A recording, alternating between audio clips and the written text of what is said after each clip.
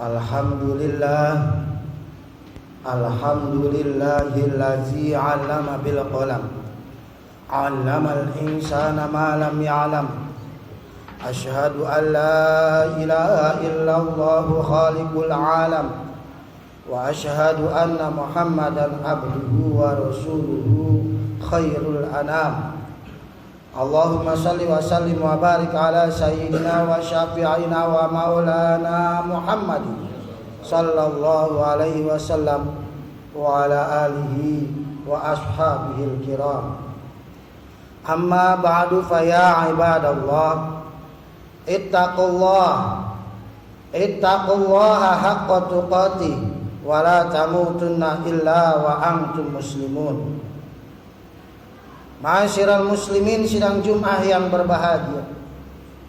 Alhamdulillah, kita bersyukur kepada Allah Subhanahu wa taala. Hari ini Jumat ketiga di tahun baru 1442 Hijriah ini, Allah masih memberikan kita bermacam-macam nikmat. Dan dengan nikmat itu kita bisa melangkahkan kaki kita dari tempat kita masing-masing menuju ke tempat yang mulia ini, guna melaksanakan salah satu kewajiban kita, yaitu melaksanakan sholat Jumat berjamaah. Semoga dengan rasa syukur yang bukan hanya dengan ucapan alhamdulillah, tapi rasa syukur kita ini juga kita iringi dengan bentuk ketakwaan kita kepada Allah Subhanahu wa taala, bisa menjadikan semua nikmat Allah yang ada pada diri kita ditambah lagi. Sholawat serta salam tidak lupa pula marilah sama-sama kita sampaikan kepada junjungan kita Nabi besar kita Muhammad sallallahu alaihi wasallam. Semoga dengan sholawat yang terus-menerus kita beserta keluarga kita benar-benar diaku oleh Nabi sebagai umatnya yang setia dan bisa mendapatkan syafaatul uzma di hari kiamat nanti. Amin ya rabbal alamin. Selanjutnya, kami Al-Fakir Khotib ingin berwasiat kepada diri kami pribadi dan kepada jamaah umumnya untuk selalu meningkatkan ketakwaan kita kepada Allah Subhanahu wa taala. Karena takwa itu wajib, saudaraku. Dan kewajiban takwa itu bukan hanya sesaat, tapi terus-menerus sampai akhir hayat kita. Oleh karena itu, tema khutbah Jumat saya pada hari ini adalah meningkatkan ketakwaan kepada Allah Subhanahu wa taala di tahun baru 1442 Hijriah ini. Ma'asyiral muslimin, sidang Jumat yang berbahagia. Nabi besar kita Muhammad sallallahu alaihi wasallam bersabda dalam hadisnya. Hadis ini diriwayatkan oleh sanadnya dari sahabat Abu Dzar Al-Ghifari, dan yang meriwayatkan adalah Imam Ahmad Ibnu Hanbal. Bahkan Imam At-Tirmidzi di dalam sahihnya Sunan At-Tirmidzi mengatakan bahwa hadis ini hadis sahih. Beliau mengatakan, Nabi besar kita Muhammad sallallahu alaihi wasallam bersabda, "Ittaqillaha haitsuma kunta wa atbi'is sayyi'ata alhasanata tamhuha wa khaliqin nasa bi khuluqin hasan." Para ulama usul fiqh dan ulama-ulama yang lain mengatakan bahwa perintah dalam hadis ini hukumnya wajib, karena Rasulullah sallallahu alaihi wasallam menggunakan fi'il amar, yaitu kalimat perintah dalam hadis ini.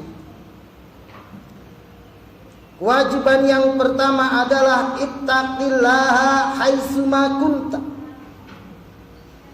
Bertakwalah kamu, kata Nabi, di mana saja engkau berada. Lafaz ini mengandung arti umum.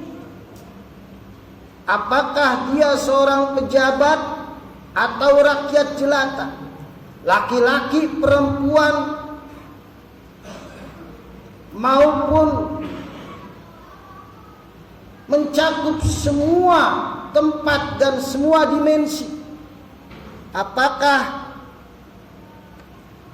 di masjid, di rumah, di jalan, di pasar, atau sedang apapun kita, berdiri, tidur, duduk, hukumnya wajib bertakwa kepada Allah Subhanahu wa taala. Haitsuma kunta, kata Nabi, di mana saja.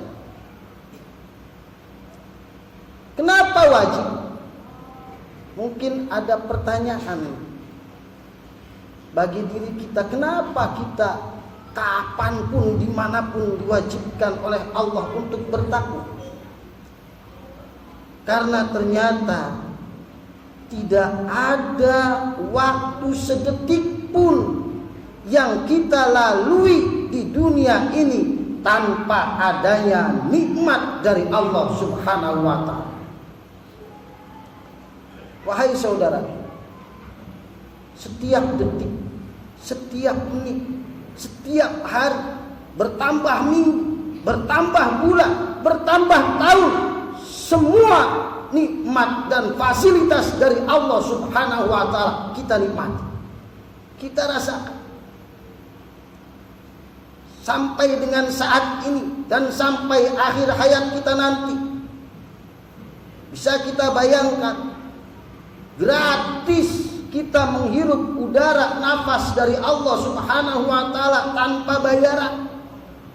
Seandainya kita di rumah sakit beli oksigen untuk membantu alat pernafasan, mungkin selama sebulan beli oksigen sudah menghabiskan miliaran rupiah. Ketika orang yang sakit masuk ke ruangan ICU, dipasang dengan berbagai macam alat kedokteran yang berada di tubuhnya, betapa mahal biaya alat-alat itu hanya untuk sekedar mengaktifkan organ tubuh kita. Saat ini kita seger buger, bisa melangkahkan kaki, menggerakkan tangan, bisa berbicara, bisa buang air kecil, buang air besar, tanpa adanya kesusahan sama sekali. Ini adalah nikmat yang luar biasa yang tidak bisa kita beli dengan apapun.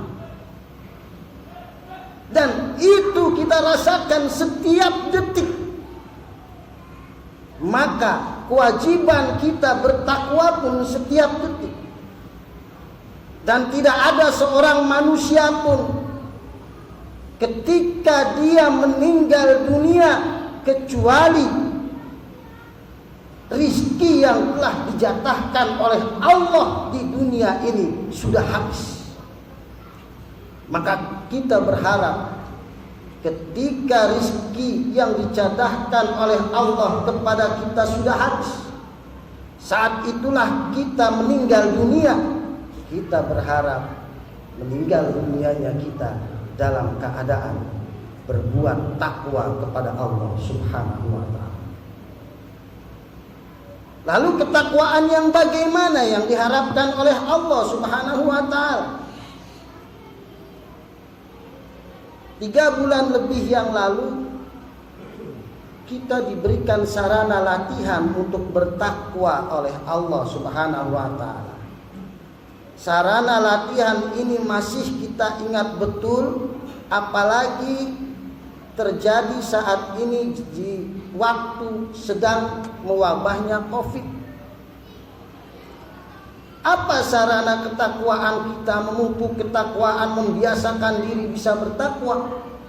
Adalah ketika kita melakukan ibadah puasa di bulan suci Ramadan. Sebulan penuh kita dilatih oleh Allah untuk bertakwa. Karena tujuan berpuasa Ramadan, kata Allah, la'allakum tattaqun, agar kalian semua bertakwa.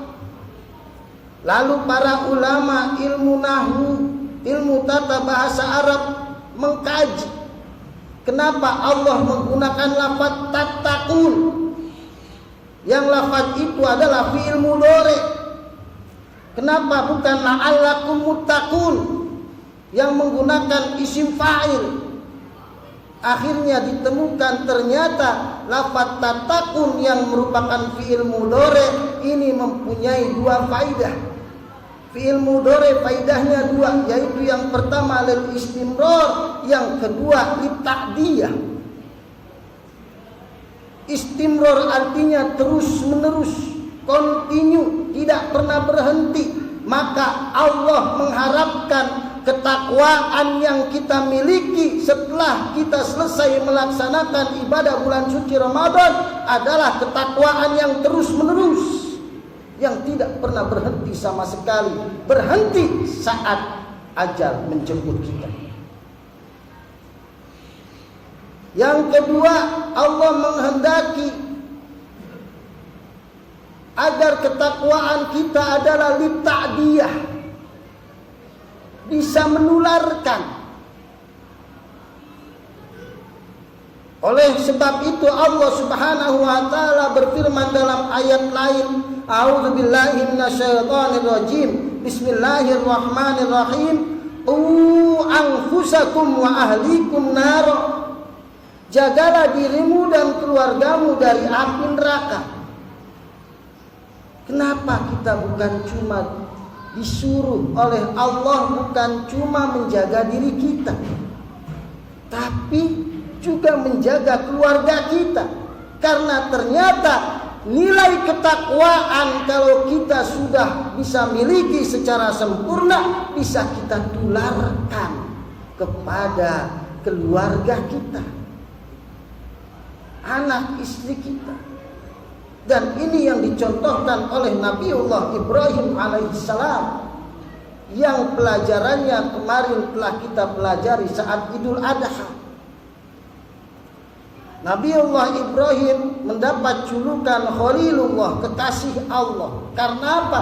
Tingkat ketakwaannya sudah mencapai kesempurnaan sehingga bisa menularkan ketakwaan itu kepada keluarganya, bahkan anak keturunannya. Nabi Ibrahim punya istri dua. Yang pertama Siti Sarah, yang kedua Siti Hajar, bertakwa semua. Siti Sarah punya anak Nabi Ishak. Nabi Ishak punya anak Nabi Yakub. Nabi Yakub punya anak Nabi Yusuf. Nabi Yusuf keturunannya, anak keturunannya jadi nabi semua, nabi-nabi Bani Israel. Di antara keturunan Nabi Yusuf adalah Nabi Imran, yang namanya diabadikan oleh Allah dalam surat Al-Quran, Ali Imran. Imran punya anak tiga. Yang pertama Siti Maryam, yang kedua Nabi Musa, ketiga Nabi Harun. Siti Maryam punya anak lagi Nabi Isa alaihissalam, Nabi yang ke-24. Luar biasa saudaraku. Karena Nabi Ibrahim bertakwa, anak istri keturunannya bertakwa. Siti Hajar punya anak Nabi Ismail. Nabi Ismail anak-anaknya semua soleh semua, keturunannya soleh. Dan diantara keturunan Nabi Ismail adalah manusia yang paling sempurna, yaitu Nabi besar kita Muhammad sallallahu alaihi wasallam. Bagaimana dengan kita saudaraku? Apakah kita bisa menularkan ketakwaan kita kepada anak istri kita? Apakah anak kita ketika disuruh sholat subuh langsung bangun nuruti, suruh pergi ngaji langsung beneran ngaji ke masjid atau ke musola, atau malah malas? Kalau memang anak istri susah disuruh untuk bertakwa kepada Allah, coba lihat diri kita, karena mungkin kita pun belum bertakwa sempurna sehingga tidak bisa menularkan ketakwaan kita kepada anak istri. Ini perintah yang pertama dalam hadis Nabi. Bertakwalah di mana saja Anda berada. Kemudian yang kedua, perintah yang kedua adalah wa atbi'is sayyi'atal hasanata tamhuha. Manusia punya perasaan lupa atau perasaan yang mungkin bisa tergoda oleh hawa nafsunya, sehingga ketika dia terlanjur berbuat dosa, berbuat kesalahan, Nabi kita mengatakan wa atbi'is sayyi'atal hasanata, iringilah kesalahan itu dengan perbuatan baik, niscaya perbuatan baik itu bisa menghapus kesalahan. Bagaimana tidak sayangnya Allah kepada kita, saudaraku. Seandainya saat ini kita membawa dosa yang sebesar gunung atau seluas buih di lautan, kalau kita mau bertobat dan mengganti kesalahan itu dengan amal perbuatan baik, maka Allah akan mengampuni dosa-dosa kita dan menghapus, menggantinya dengan amal kebaikan. Kita punya Tuhan yang sangat maha pengampun dan pemurah. Jangan kita sia-siakan. Mulai sekarang kita tekadkan bertobat. Tidak ada lagi kesalahan, yang ada hanya ketakwaan kepada Allah Subhanahu wa ta'ala. Dan perintah yang ketiga yang tidak kalah pentingnya adalah wa khaliqin nasa bi khuluqin hasan.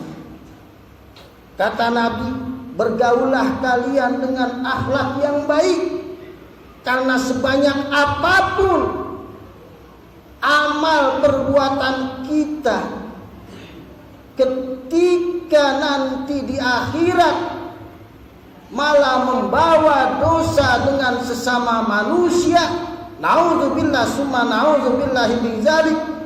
Nabi kita Muhammad sallallahu alaihi wasallam menyebut orang itu sebagai muflis, orang yang bangkrut di hari kiamat. Siapa orang yang bangkrut di hari kiamat?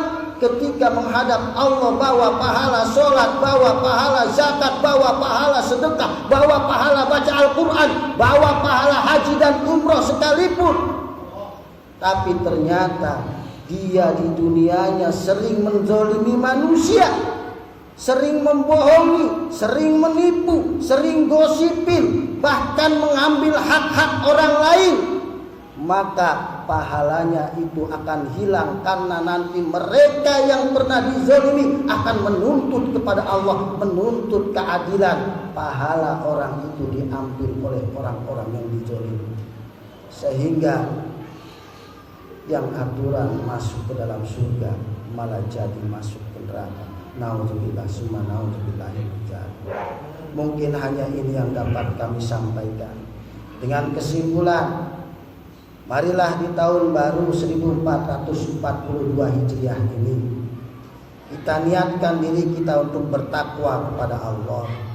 Takwa bukan hanya sekedar memperbaiki hubungan kita dengan Allah, tapi juga memperbaiki hubungan kita dengan sesama manusia.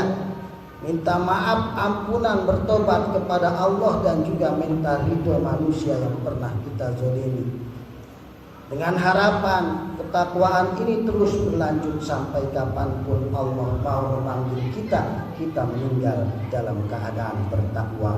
A'udzubillahi minasyaitonir rajim. Bismillahirrahmanirrahim. Innal abrara lafi na'im wa innal fujjara lafi jahim. Sesungguhnya orang-orang yang baik itu pasti masuk ke dalam surga yang penuh kenikmatan, dan orang-orang yang menyimpang dari ajaran Allah pasti masuk ke dalam neraka jahim. Barakallahu li wa lakum fil Qur'anil azim wa nafa'ana fihi wa iyyakum bima fihi wa dzikril hakim. Taqabbal minni wa minkum tilawatahu innahu was-samiul alim.